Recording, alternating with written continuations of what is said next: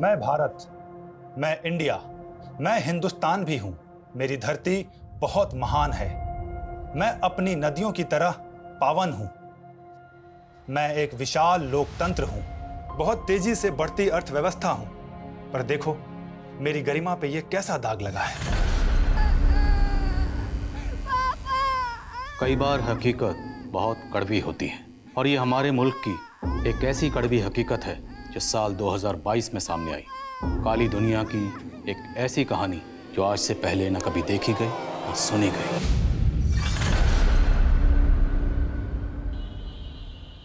मैं अभिजीत, उजागर न्यूज से। कहते हैं शिक्षा और स्वास्थ्य किसी भी देश के विकास के दो स्तंभ होते हैं, लेकिन क्या हो अगर इसे व्यापार बना लिया जाए? क्या यह किसी नागरिक के मूलभूत अधिकारों के साथ खिलवाड़ नहीं होगा? जी हां दोस्तों, कुछ ऐसा ही खिलवाड़ हुआ है सर्व कृपा हॉस्पिटल में अपनी बीवी का इलाज करा रहे भोलाराम जी के साथ। भोलाराम जी, बिल्कुल निडर होकर बताइए कि आपके साथ क्या हुआ है। साहब, ये सर्व कृपा हॉस्पिटल में लूट मची रखी है। हमारी पत्नी का इलाज यहाँ चल रहा था, लेकिन ये लोग उसको क्या वो कहते हैं वेंटिलेटर। हाँ, ये हमारी मिसिस को उस पर रखकर बोलते रहे कि वो जरूर बच जाएगी, और इतना लंबा बिल बना दिया कि हमारी जेब खाली हो गई। मतलब आपके साथ धोखाधड़ी हुई है? अरे बहुत बड़ी धोखाधड़ी हुई साहब। अभी भी ये लोग कहते हैं कि हमारे पर लाखों रुपया बकाया है। अगर हम वो नहीं चुकाएंगे तो ये हमारी पत्नी की डेड बॉडी नहीं देंगे हमें। देखा दोस्तों, किस तरह इस हॉस्पिटल में एक गरीब आदमी की बीवी का लाश का सौदा किया जा रहा है। ए बंद कर! अरे बंद कर! अरे चल बाहर निकल! निकल बाहर! ऐसे गुंडई करके जनता की आवाज को दबाओगे? निकल बाहर! अभिजीत देख तुम्हारा कैसे पोल खोलता हूं मैं। अभिजीत पूरे हॉस्पिटल के बर्बाद कर दूंगा मैं। चल चल चल निकल! सेफ नहीं है ये एरिया, चलना यहाँ से। यार तुझे मना किया था इतने रिस्क मत लिया कर तू। हॉस्पिटल के सामने ये स्टोरी करने से मना किया था तुझे। फुटेज मिला ना? अरे फुटेज मिल गया मेरे भाई, लेकिन तेरी जान चली जाती तो। समझता ही नहीं है छोटी सी बात। अरे भैया भैया आप आज सगाई है तुम्हारी, वहाँ लड़की वाले घर पे इंतजार कर रहे हैं और तुम अभी तक यहीं हो। अरे विनोद भैया, वो जरूरी ब्रेक थ्रू था, इंतजार नहीं कर सकते थे हम। तेरी होने वाली बीवी भी इंतजार कर रही है तेरा। अरे यार राजीव, तू तो कब तक लड़कियों से भागता रहेगा? आज तो सगाई पक्की है। ले चल। मर्दों से तो कोई प्रॉब्लम है ही नहीं इसको, बस लड़कियों से ही प्रॉब्लम है। चल। अब तो दोनों बहनें एक ही घर में, इससे अच्छी क्या बात हो सकती है आपके लिए? जी पापा, हम तो बहुत लकी है। हमारी प्यारी बहन वर्षा ही हमारी देवरानी बन रही है। क्यों विनोद जी? हाँ राखी जी, बड़ा भाग। हाँ भाई, आप बड़ा भाग वाला है तू। हाँ बैठ बैठ अभिजीत। अब भाई सच सच बता, पसंद आई हमारी साली साहिबा?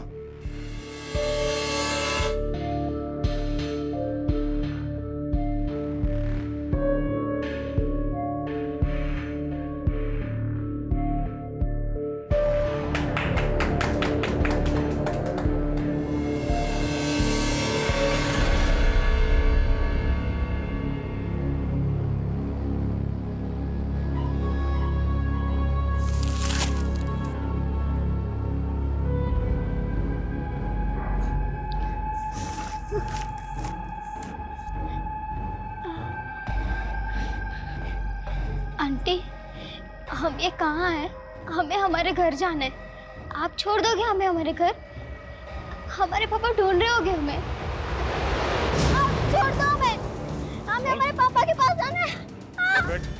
आप छोड़ो! अरे छोड़ो हमें! इस लड़की को यहाँ की दुनियादारी अच्छे से सिखा दो, समझ गए?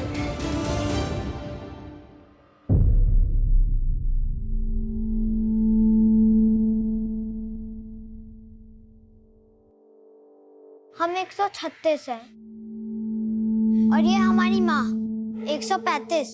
तुम कौन हो?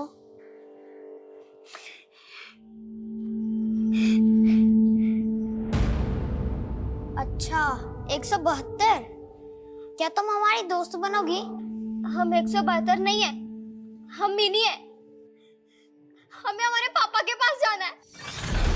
पापा, पापा, जाने दो हमें। दरवाजा खोलो, दरवाजा खोलो, खोलो दरवाजा। पापा, दरवाजा खोलो।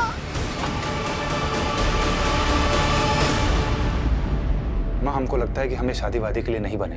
अभी भैया भाभी के कहने पे जबरदस्ती सगाई तो कर ली, लेकिन तुम तो जानती हो ना हमारी दुविधा।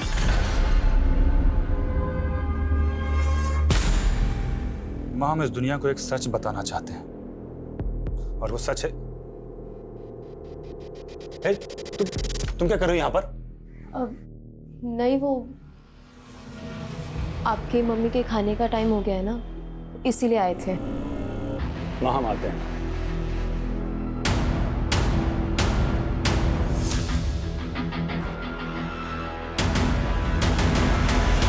हम अक्सर सच्चाई से भागते हैं। उम्र के हर पड़ाव पर कोई न कोई एक ऐसा सच जरूर होता है जो शायद हम सबसे छुपा लेते हैं। दरअसल मैं सबको एक आईना दिखाना चाहता हूँ, एक ऐसा आईना जिसे देखकर हम फैसला करें कि आज हम कहाँ खड़े हैं। आने वाली 15 जून को रात 9:55 पे मैं आपको ऐसे ही कड़वी हकीकत से रूबरू करवाने वाला हूँ जिससे शायद अब तक का सबसे बड़ा पर्दाफाश होगा।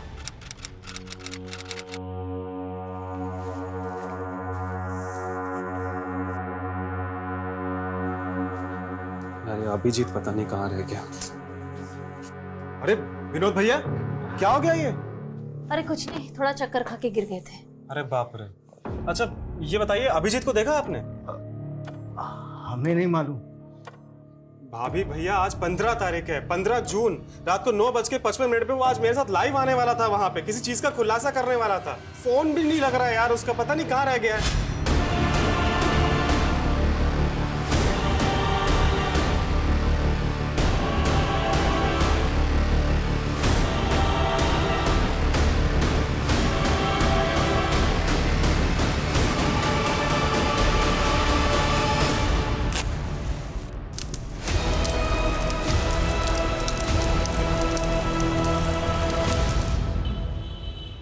दो दिन से गायब है और आप लोग आ जा रहे हैं। आपने आखिरी बार कब देखा था सर 15 जून की दोपहर तो उसने हमारे साथ लंच किया था, उसके बाद पता नहीं कहाँ गायब हो गए। तो क्या उसके गायब होने का राज इस वीडियो से जुड़ा हो सकता है जिसमें वो किसी का खुलासा करने वाला था? आने वाली 15 जून को रात 9:55 पे मैं आपको ऐसे ही कड़वी हकीकत से रूबरू करवाने वाला हूं जिससे शायद अब तक का सबसे बड़ा पर्दाफाश होगा। हमें तो कुछ समझ नहीं आ रहा सर, आप ही कुछ मालूम कीजिए। ये चोट कैसे लगी आपको? सर वो अचानक से लो बीपी हो गया था, चलते चलते तो सड़क पे गिर गया, उसी से लग गई। अभिजीत ने ये वीडियो कहाँ रिकॉर्ड किया था?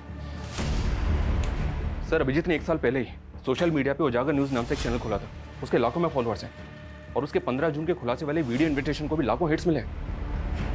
हैरानी इस बात की है कि अभिजीत के कैमरामैन तो ये नहीं पता कि 15 जून को वो क्या खुलासा करने वाला था। कहीं उसके गायब होने की कहानी का इस खुलासे से कोई ताल्लुक तो नहीं? लग तो ऐसा ही रहा सर। अगर ऐसा है तो हमारे लिए जानना ज़रूरी है कि 15 जून को वो क्या खुलासा करने वाला था। उसका लैपटॉप, ईमेल आईडी की डिटेल्स, कॉल रिकॉर्ड सब निकलो। लेट्स फाइंड आउट कि अभिजीत ने आखिरी बार किससे और क्या कम्युनिकेट किया था। Okay sir.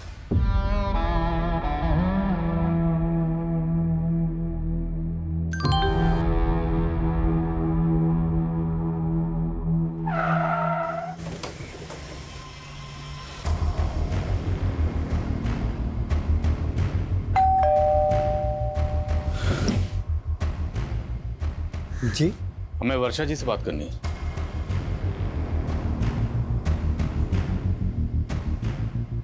वर्षा जी, 15 जून की शाम को अभिजीत की फोन पर आखिरी बार बात आपसे हुई थी, उसके बाद से वो लापता। आपकी अभिजीत के साथ फोन पर क्या बात हुई थी? आई एम सॉरी वर्षा जी, लेकिन हम आपसे शादी नहीं कर सकते। ऐसा क्यों बोल रहे हैं अभिजीत? वो हम आपको वजह भी नहीं बता सकते वर्षा जी। बस इतना समझ लीजिए कि इसी में आपकी भलाई है। सर ऐसा हो ही नहीं सकता, अभिजीत ने खुद शादी के लिए हाँ किया था। तो क्या आपकी साली वर्षा झूठ बोल रही है? राखी जी, आप अपनी छोटी बहन वर्षा के बारे में क्या कहेंगे? सर हमारे बहन में कोई कमी नहीं थी, सारी कमी अभिजीत में है। अब कहना क्या चाहती हैं? अब हमें लग रहा है कि अभिजीत शायद इस वजह से भागा होगा ताकि वो हम लोगों को फेस ना कर पाए कि उसने रिश्ता क्यों तोड़ा। अभिजीत 15 जून की रात को कोई बड़ा खुलासा करने वाला था लाइव आकर, और आपको लगता है कि इतना निडर पत्रकार इस वजह से गायब हो गया? नहीं सर, राखी के कहने का ये मतलब नहीं है।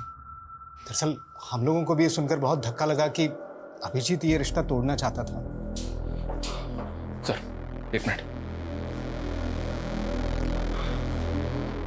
बेटास चौक पे लाश मिली है।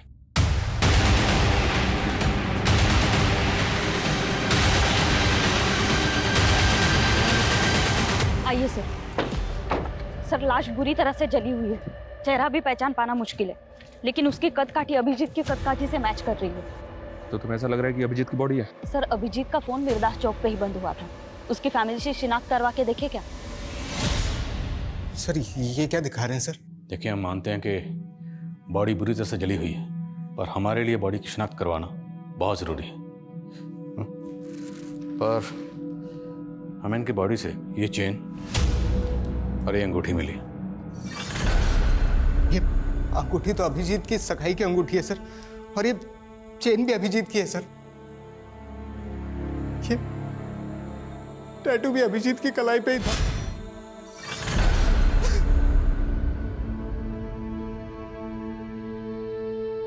ये ले, रोटी खा ले, इतना दुखी मत हो, अब यही हमारी जिंदगी है। ले खा ले, अभी बहुत सारा काम करना है।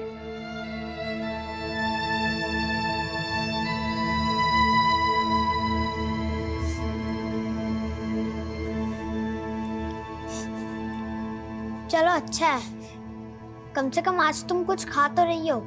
ये भी कोई खाना है? हमारे पापा रोज हमें ब्रेकफास्ट में कॉर्नफ्लेक्स खिलाते हैं और स्कूल के लंच में पराठे। तू कौन से क्लास में पढ़ती थी? 6th। चलो हम तुम्हारा टेस्ट लेते हैं। ये अखबार में जो लिखा है पढ़ने आता है ना? हाँ आता है पढ़ने। तो पढ़ो। भारत जल्द ही 5 ट्रिलियन की अर्थव्यवस्था होगा। माँ, माँ, बच्चों बच्चों बाहर जाओ, बहन आओ ना।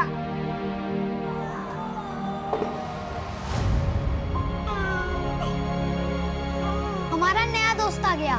क्या ये लोग उसके भी गले पे नंबर लिख देंगे?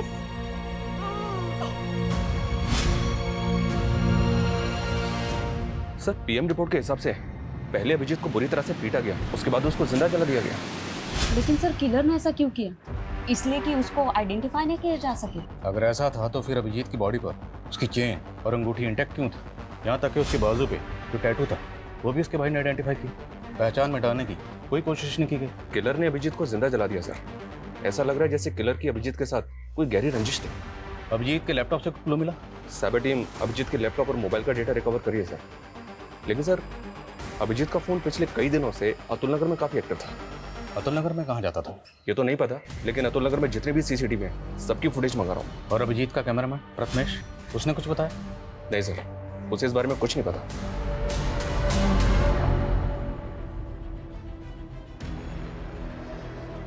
अभिजीत एक सच्चे और ईमानदार जर्नलिस्ट थे जिन्होंने अपनी जान की परवाह किए बिना हमेशा सच का साथ दिया। मैं उनका फॉलोअर ही नहीं, मैं उनका सबसे बड़ा फैन भी हूं। मैं आपसे वादा करता हूं, अभिजीत ने जो काम शुरू किया था अब उसे मैं पूरा करूंगा, चाहे उसके लिए मुझे सच्चाई ढूंढने के लिए पाताल लोक ही क्यों ना जाना पड़े, लेकिन सच्चाई को उजागर मैं करके रहूंगा। सर 24 मई की अतुल नगर की एक फुटेज मिली है, ये देखें। इसमें अभिजीत लड़कियों का पीछा करता हुआ दिख रहा है। कौन है लड़की? मैं पता करवा रहा हूँ सर। लेकिन सर ये अभिजीत लड़कियों का पीछा क्यों कर रहा होगा?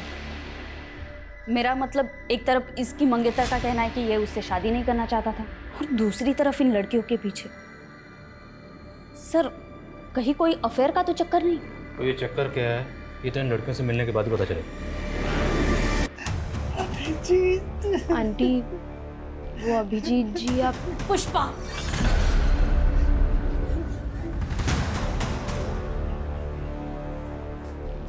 जी माँ जी को क्या बताना है और क्या नहीं बताना ये तुम्हारा काम नहीं है। तुम जाओ। हम उन्हें वो अभिजीत जी हम देख लेंगे, तुम जाओ यहाँ से। और हाँ, अब से काम पे मत आना। जी अब हम तुम्हें अफोर्ड नहीं कर सकते। हमारी माँ का ख्याल हम खुद रखेंगे। तुम जाओ।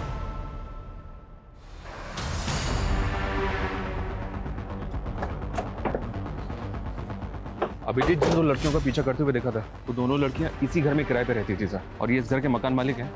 इन्होंने ही मकान किराए पे दिया था। नाम क्या था दोनों लड़कियों को? सर बड़ी वाली का गीतांजलि और छोटी वाली का चंचल था, दोनों सगी बहनें थी। आप कहाँ हैं? सर वो लोग तो 10-12 दिन पहले अचानक घर खाली करके चले गए थे। रहने वाली कहाँ की थी? रेंट एग्रीमेंट में उनका नेटिव एड्रेस होगा। रेंट एग्रीमेंट तो नहीं बनाया, लेकिन हाँ वो बिहार की रहने वाली थी। तुम लोग भी ना, हम लोग बार बार गाइडलाइन जारी करते हैं कि बिना पुलिस वेरिफिकेशन के मकान किराए पर नहीं देना, पर सुधरोगे नहीं तुम लोग। सर गलती हो गई। लड़कियाँ करती क्या थी? सर वो घरों में मेड का काम करती थी। कहाँ, किस घर में? सर वो तो नहीं मालूम। लड़कियों के फ़ोन नंबर तो होंगे आपके पास? सर उनके पास फ़ोन्स भी नहीं थे।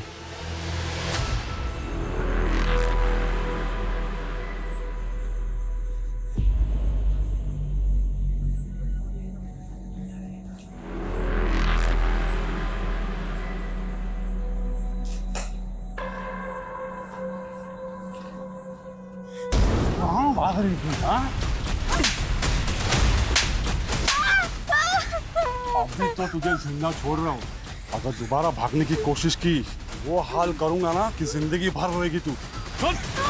जी सर, अपडेट करता हूँ। जय सर, एक BN मेड सर्विसेज नाम की एजेंसी है, इसने चंचल और गीतांजलि इन दोनों का फोटो आइडेंटिफाई किया है। ये दोनों लड़कियां इसी एजेंसी के थ्रू काम पे लगी थी। BN made agency? सर ये लड़की गीतांजलि है और ये चंचल। ये दोनों बहनें बहुत मेहनती थी, कभी भी किसी क्लाइंट की कोई शिकायत नहीं आई। लेकिन ये बताइए कि दोनों लड़कियां अब हैं कहाँ? पता नहीं सर, अचानक से इन दोनों ने काम पे आना बंद कर दिया। क्यों? और मालूम नहीं सर। इन दोनों को एक मीणा नाम के एजेंट ने इंट्रोड्यूस करवाया था। इन दोनों लड़कियों के एड्रेस प्रूफ और डॉक्यूमेंट्स हमें दीजिए, और इनका जो एजेंट था मीना, उसकी डिटेल्स भी दीजिए। सर ये एजेंट है मीणा। आप सभी जानते हैं कि अभिजीत मेडिकल माफिया के खिलाफ काम कर रहे थे। उसके सारे सबूत अब मेरे पास हैं। ये उन हॉस्पिटल्स की लिस्ट है जिनके पास लाइसेंस ही नहीं, और इनके कितने सारे डॉक्टर्स ऐसे हैं जिनके पास डिग्रीज तक नहीं, जैसे कि डॉक्टर गोपाल शर्मा।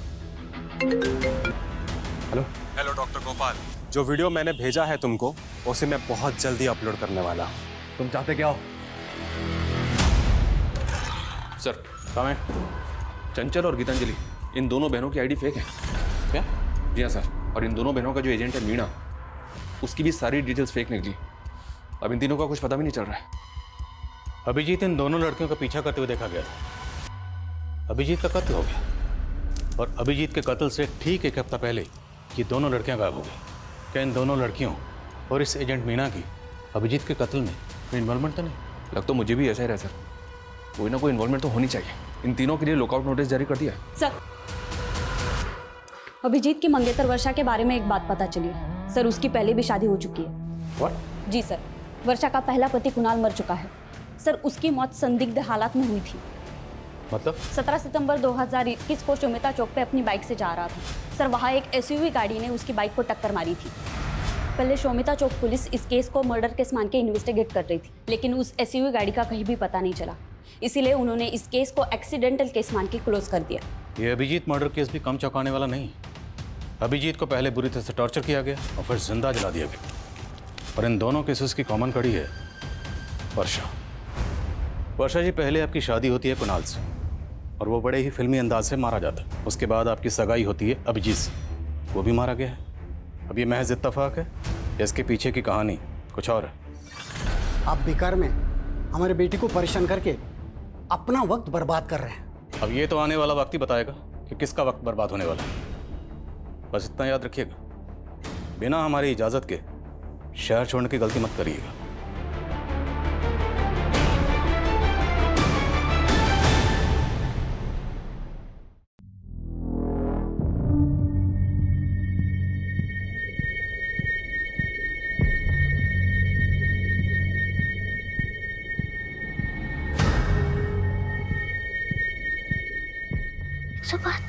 उठो।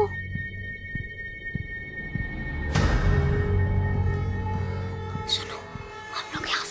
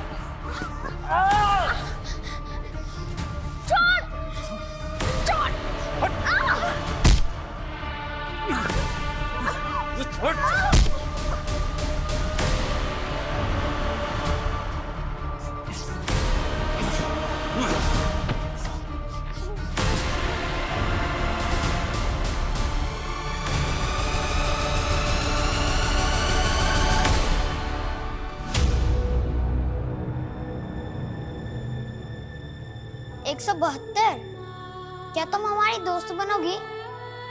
हम यहाँ खेलेंगे भी और हम तुम्हारा ख्याल भी रखेंगे।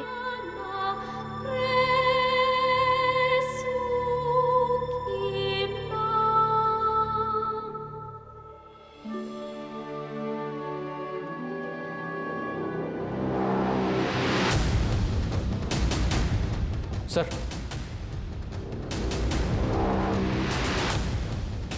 साइबर सेल को अभिजीत के लैपटॉप से एक एनक्रिप्टेड फाइल मिली थी जिसको उन्होंने डिक्रिप्ट किया, अभी अभी सेंड किया।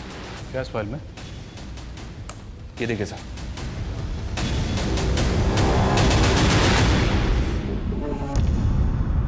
तू तो चंचल को पहचानने से भी इनकार कर रहा था। ये सब क्या है?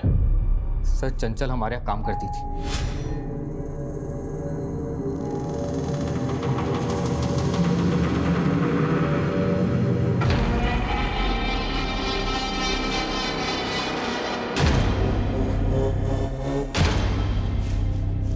अरे साहब,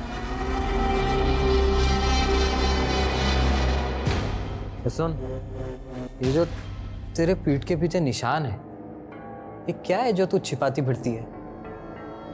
देखना चाहते हो?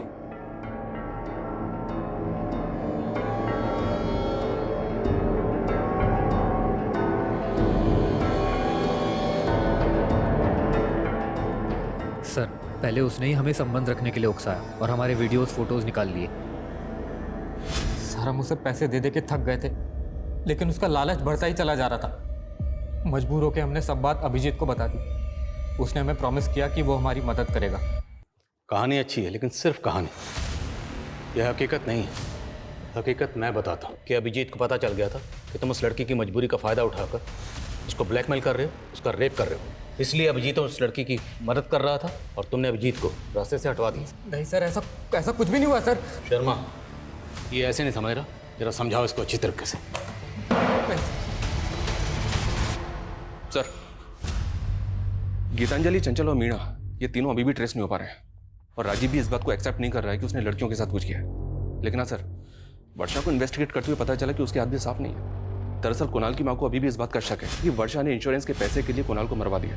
कुछ भी साबित नहीं हुआ तो इंश्योरेंस का सारा पैसा वर्षा को मिल गया और बाद में उसने ये पैसा किसी और अकाउंट में ट्रांसफर कर दिया। किसके अकाउंट में? हाँ, वर्षा ने पैसों की मदद की थी, लेकिन इसमें गलत क्या है? क्या बहन बहन की मदद नहीं कर सकती? कैसी मदद? विनोद को करीब 2 साल से बिजनेस में काफी नुकसान हो रहा था। इनका पार्टनर इन्हें बहुत परेशान कर रहा था, पैसे वापस मांग रहा था। विनोद को पैसे वापस देने थे तो वर्षा ने मदद कर दी। लेकिन परेशानी तो फिर भी कम नहीं हुई। कुछ दिन पहले अटैक हुआ था ना आप पे।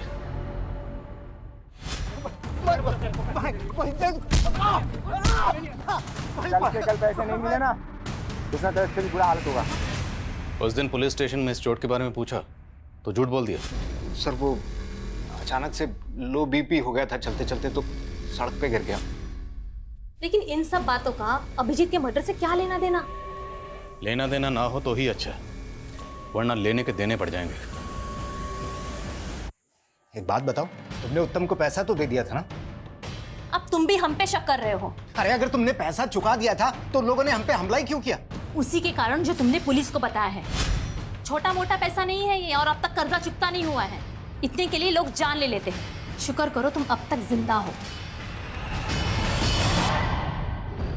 सर, ये दोनों बहनें जितनी सीधी नजर आ रही हैं उतनी है नहीं। आज की दुनिया में कोई भाई या बहन अपनी प्रॉपर्टी या पैसा बिना लिखा पढ़ी के किसी को नहीं देता है, और वो भी अपनी बहन के पति के कर्ज को उतारने के लिए। विनोद के बिजनेस पार्टनर से कंफर्म करो, दोनों बहनों को कांटेक्ट अच्छे से चेक करो। तो तूने विनोद पे अटैक करवाया था? अटैक कैसा?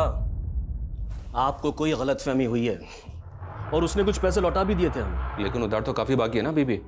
वो भी निकलवा लेंगे। अटैक करवाएगा दोबारा? विनोद ने कंप्लेंट नहीं लिखवाई ना, फिर क्यों बाल की खाल उतार रहे हैं? और वो फुद्दू हमारे खिलाफ बोलने की हिम्मत भी नहीं करेगा। हाँ, हमसे बहुत बड़ा गलती हो गया। अगर हम अभिजीत को पहले ही सब कुछ बता दिए होते तो शायद वो हमें इस मुसीबत से निकाल चुका होता। ले लो, 70 लाख है इसमें। 70 लाख? ये 70 लाख तो सिर्फ आपके हुए ना डॉक्टर साहब, और आपके बाकी के नेक्सस के 70 लाख वो कौन देगा? हेलो नेताजी, एक लोकल जर्नलिस्ट मुझे धमकी दे रहा है। अगर आपकी मेहरबानी हो जाती तो। डॉक्टर साहब, हम स्वच्छ छवि वाले नेता हैं, ना तो खुद खाते हैं ना कभी किसी को खाने देते हैं। अब आपने कांड किया है, आप भुगतेंगे। लेकिन नेताजी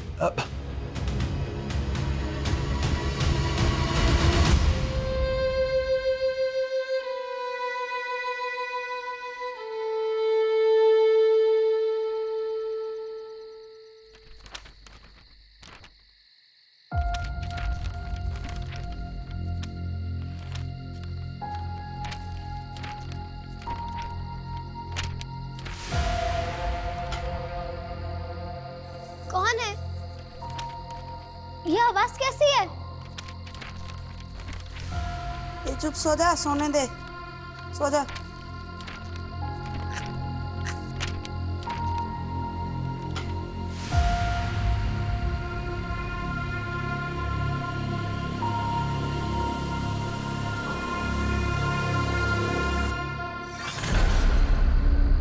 ये ले, रोटी खा ले, अभी बहुत सारा काम करना है।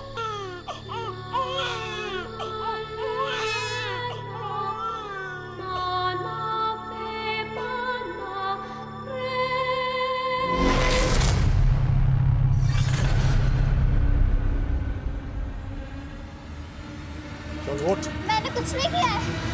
मैंने कुछ नहीं छोड़ो मुझे, मैंने कुछ नहीं किया है, छोड़ दो, मैंने कुछ भी नहीं किया। अंकल मत करो।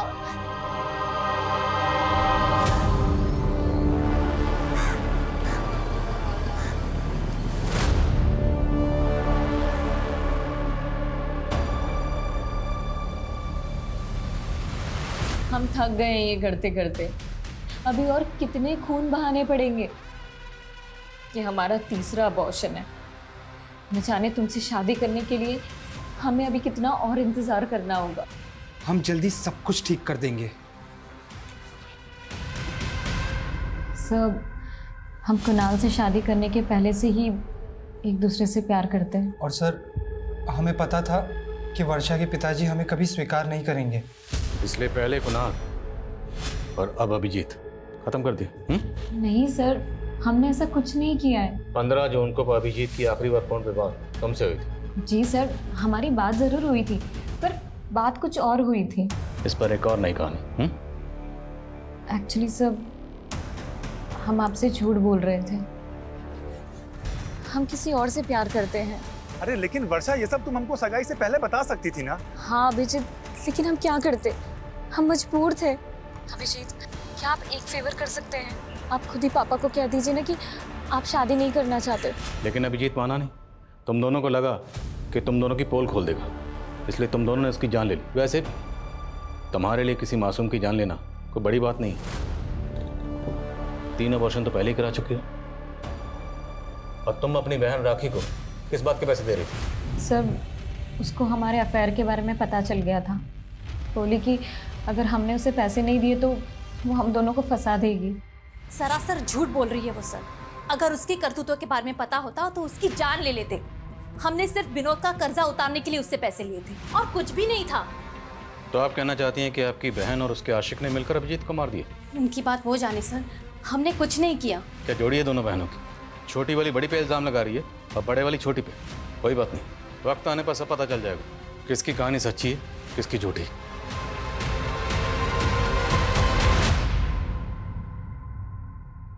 ओ, आपकी सास की केयर टेकर, क्या नाम है उसका? पुष्पा। कहाँ वो? हमने उसे काम से निकाल दिया। अब हम उसे अफोर्ड नहीं कर सकते। रहती कहाँ वो? एड्रेस दीजिए। ये बात तो अभिजीत ही जानता था, हमें कुछ नहीं पता।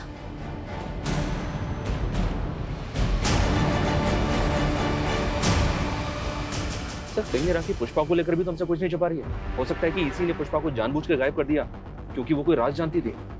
या फिर पुष्पा को खेल कर इस राखी पे कड़ी नजर रखो और पता करो कि पुष्पा कहाँ गायब है, और उसके लिए लुकआउट नोटिस जारी करो।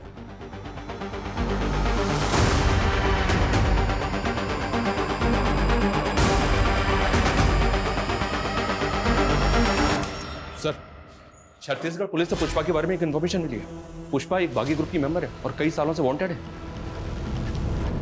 पुष्पा एक बागी थी तो वो अभिजीत के घर पे क्या कर रही थी? दरअसल अभिजीत के लेट फादर धीरेन्द्र आनंद ने कई सालों तक एक बागी ग्रुप में काम किया है और ये पुष्पा उनकी शागिर्द थी। इंटेलिजेंस का ऐसा मानना है कि गायब होने के बाद पुष्पा यूपी में कहीं छुपी थी। मतलब वो यूपी में अभिजीत के घर पर छुपी हुई थी और वो भी उसकी माँ की केयरटेकर बन के।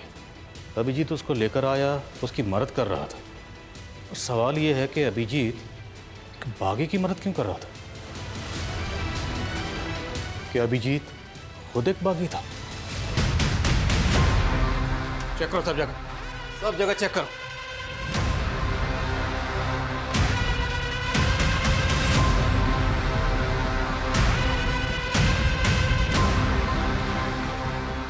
सर बहुत गलत कर रहे हैं आप। एक ईमानदार पत्रकार की छवि के साथ में खिलवाड़ कर रहे हैं आप लोग। फिलहाल तो हम जा रहे हैं, लेकिन अगर हमें बाद में पता चला कि अभिजीत के साथ मिलकर आपने बागियों का साथ दिया था तो हम आपको नहीं छोड़ेंगे। चलो। ओए 172, चल मुंह धो ले और काम पे चल। अब यही तेरी किस्मत में लिखा हुआ है। तैयार कर ले अपने आप को इन सब चीज़ों के लिए। जब 135 का बच्चा बड़ा हो जाएगा ना, तुझे ही ट्रेनिंग देनी है। यहाँ पे माँ बाप हो या बच्चा, सब किस्मत के हाथों बंधे हुए हैं।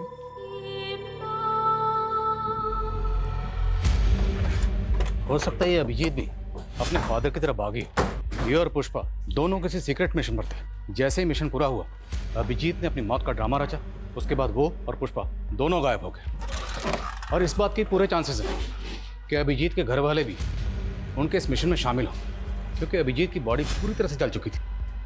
फिर भी उन्होंने आसानी से आइडेंटिफाई कर ली। कैसे? अब तो बॉडी का डीएनए टेस्ट भी नहीं कर सकते। अंतिम संस्कार हो चुका है। शर्मा, ये केस तो हम सॉल्व करके रहेंगे। उसके लिए चाहे हमें गड़े मुर्दे क्यों ना खाने पड़े। अभिजीत की फैमिली, दोस्त, रिश्तेदार, सबके बारे में सब कुछ पता करो। Okay sir.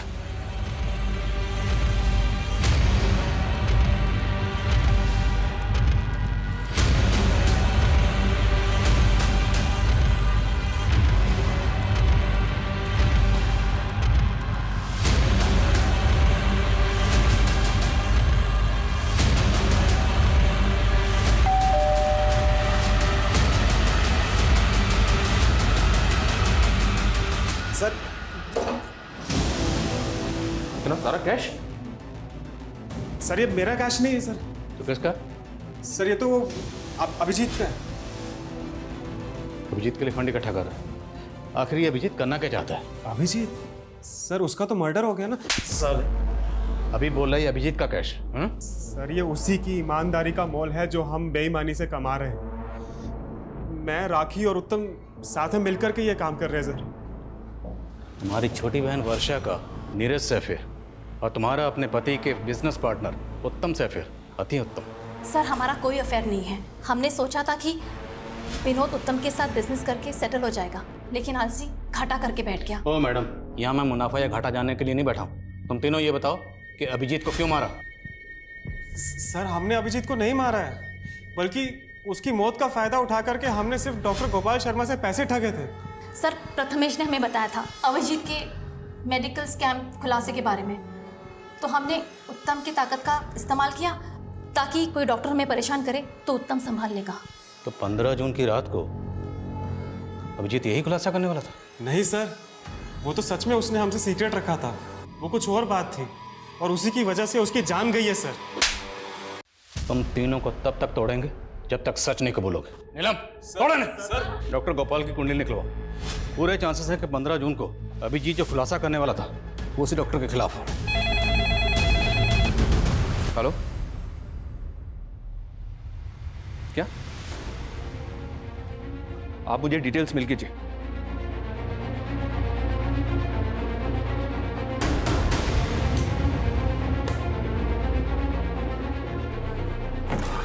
सर हमारी मेन सस्पेक्ट गीतांजलि की तो मौत हो चुकी है।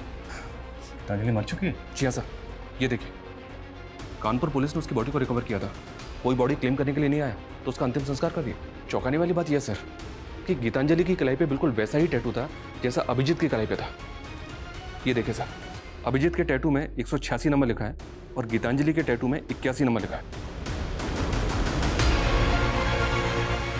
दोनों टैटूज वैसे तो दिखने में सेम है, सिर्फ नंबर और डिजिट्स का फर्क है।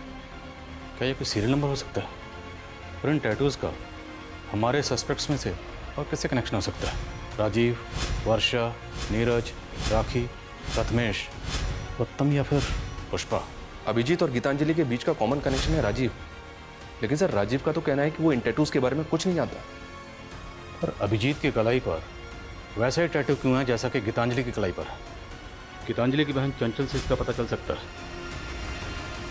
चंचल तो खुद गायब है।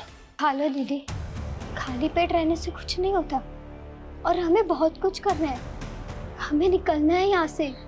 यहाँ से कोई नहीं निकल सकता। नहीं दीदी, हम निकलेंगे यहाँ से। कोई आने वाला है हमें बचाने। तुम ना ऐसे सपने मत देखो, ये सपना कभी पूरा नहीं हो सकता। सर, चंचल के बारे में हमने अभिजीत को मार्च में बता दिया था। उसके बाद अप्रैल में अभिजीत बिना किसी को बताए 20 से 25 दिन के लिए किसी असाइनमेंट पर बाहर चला गया था। हाँ, अभिजीत अप्रैल में काफ़ी दिनों तक नहीं था और उस दौरान उसने हमको कॉल भी नहीं किया था। मार्च में वो टैटू उसके हाथ में था? नहीं, तब तो नहीं था, लेकिन जब वो वापस आया तो हमने वो टैटू उसकी कलाई में देखा। तो आपने उससे पूछा कि वो टैटू उसने कहाँ बनवाया था और क्यों बनवाया था? नहीं सर, ऐसा तो उसने कुछ नहीं बताया। सर, पहले तो हमें भी अजीब लगा था क्योंकि वैसा ही टैटू चंचल की कलाई पर भी था। कहीं ऐसा तो नहीं कि गीतांजलि और चंचल का उन टैटू से कोई ऐसा राज जुड़ा था जो अभिजीत जानना चाहता था, इसलिए उनका पीछा कर रहा था? लेकिन सर वो ये सब जानने के लिए अपनी कलाई पे वैसा ही टैटू क्यों बनवाएगा? और ये अभिजीत अप्रैल में 20-25 दिन के लिए कहाँ गायब था? और ये सवाल अब भी वहीं का वहीं है कि वो 15 जून की रात को 9:55 पर ऐसा क्या खुलासा करने वाला था?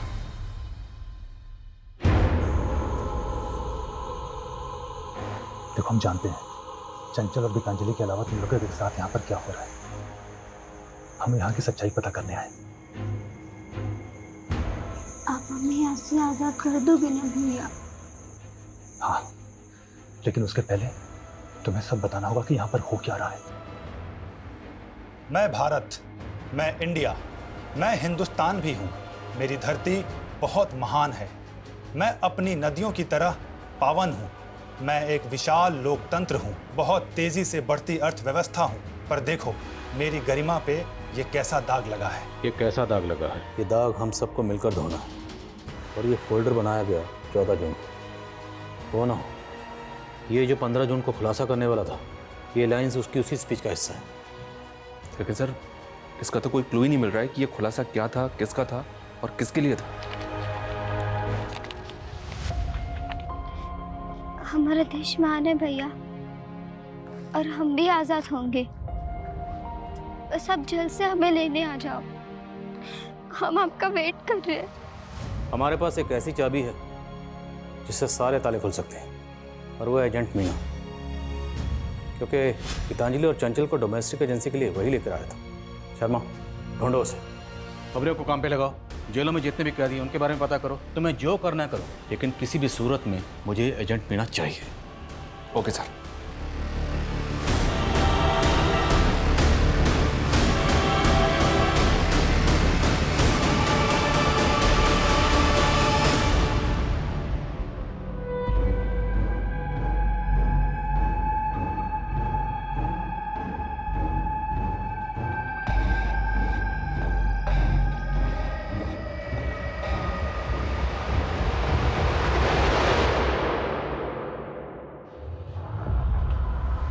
मीना, क्या करो? साहब, ये सब लड़के तो बंदो मजदूर हैं। इन्हें तो मैं शहर के बाहर से अपने टेम्पो में लेकर आता हूँ। मेरा काम है इन्हें घरों में काम दिलाना, और अगर कोई गड़बड़ करने की कोशिश करते तो हमको वापस कैंप भेज देते हैं। कैसा कैंप? कहाँ है ये कैंप? कैंप के बारे में हम कुछ नहीं जानता। ये तो मुझे शहर के बाहर एक जगह पे मिलती हैं सब। कैंप का कोई बंदा लेके आता है इनको। ये सब करवाता कौन है? मालिक कौन है? साहब इसके बारे में मुझे कुछ नहीं पता। सबसे पहले हमें ये पता करना होगा ये कैंप है कहाँ। इस नेक्सस ने बहुत गहराई तक अपनी जड़ें फैला रखी। ड्रोन कैमरा यूज करने की परमिशन निकलो। पूरा शहर और उसके आसपास जितने एरिया सब जगह स्कैन करो। कोई भी एरिया छूटना नहीं चाहिए।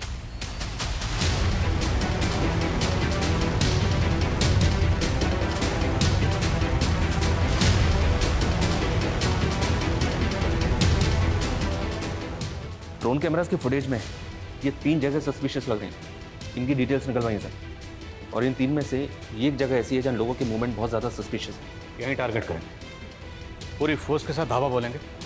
तैयारी करो। Okay sir.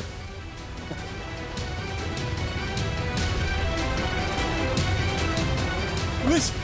अरे पुलिस! अरे भागो!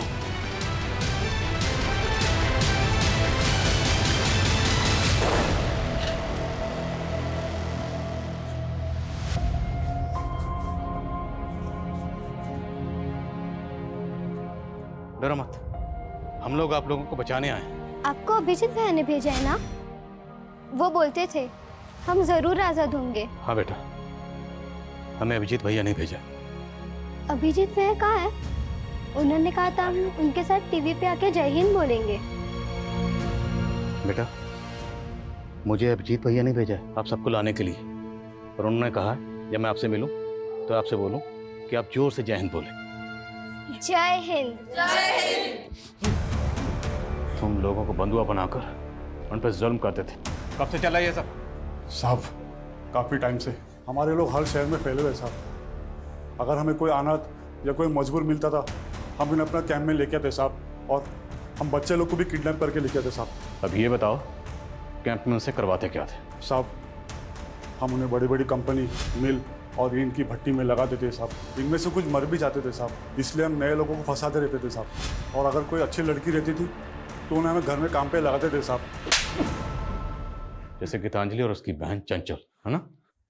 दीदी को पूरा भरोसा था कि एक दिन हम उस जंजाल से बच निकलेंगे। देखना चंचल, एक दिन आएगा जब हम आजाद होंगे और बहुत ही बेहतरीन जिंदगी जिएंगे, ऐसी नहीं। पर उसके लिए हमें कैंप से बाहर आकर घरों में काम चाहिए था, इसलिए हमने कैंप में अच्छा बर्ताव किया, उन लोगों का भरोसा जीत लिया। फिर तुमने राजीव के यहाँ काम करना शुरू कर दिया, उसको ब्लैकमेल किया। हमारी पूरी कमाई तो वो मीना ले जाता था और हमें अपनी जिंदगी शुरू करने के लिए कुछ पैसों की जरूरत थी और इसलिए हमारे पास और कोई रास्ता नहीं था। लेकिन राजीव ने अभिजीत को सब बता दिया। हाँ, लेकिन अभिजीत भैया को ब्लैकमेलिंग से ज्यादा उस गिरोह के बारे में चिंता थी। देखो, मुझे पता है तुम लोगों के साथ क्या हो रहा है। मैं तुम्हारी मदद करना चाहता हूँ, लेकिन उसके लिए मुझे तुम्हारे जैसे मजदूर बन के ही उस कैंप में घुसना पड़ेगा और अपने हिडन कैमरे से सब कुछ रिकॉर्ड करना होगा कि वहाँ पर एक्चुअली में हो क्या रहा है। फिर हमने उन्हें वहाँ घुसने में मदद की और वो हमारे कैंप में शामिल हो गए। साहब, मुझे शक हुआ कि अटेंडेंस रजिस्टर में गड़बड़ दिखा साहब। और वो कमीना पत्रकार वो मौका देख के भाग गया और गीतांजलि ने उसकी मदद की थी कैंप में घुसने के लिए साहब। इसलिए तुम लोगों ने गीतांजलि को मार दिया। और उसके बाद जब तुम लोगों को पता चला कि 15 जून को अभिजीत को खुलासा करने वाला है तो उसको भी मार दिया। साहब, हमारे लोग ने अभिजीत पे नजर होगा साहब और मौका पाके हमने उसको दबोच लिया साहब।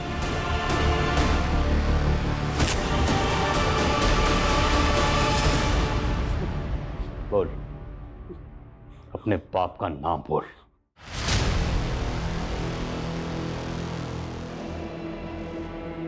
धर्मेंद्र सिंह सर मीटिंग में। सर सर सर सर चलो। धर्मेंद्र जैसा बड़ा नेता इस नेक्सस का मास्टरमाइंड होगा, ताज्जुब हो रहा है सर। उस फैक्ट्री में तकरीबन 150 औरत मर्द और 50 से ज्यादा बच्चों के साथ इस तरह का दुर्व्यवहार किया जा रहा था। ये जानने के बाद बहुत तकलीफ हो रही है। लेकिन सर, पुष्पा का इस गिरोह से कोई लेना देना नहीं, हालांकि वो अभी तक गायब है। सर, हमने उसकी रिपोर्ट नेशनल एजेंसी को दे दी है। ये बहुत ही अफसोसनाक है कि एक तरफ जहां हमारे मुल्क में 5G टेक्नोलॉजी लॉन्च हो रही है, हमारे मुल्क की इकोनॉमी तेजी से आगे बढ़ रही है, वहीं आज भी 2022 में भी एक तरफ काला अंधेरा छाया हुआ है जहां कुछ लोगों के साथ अमानवीय बर्ताव किया जा रहा है।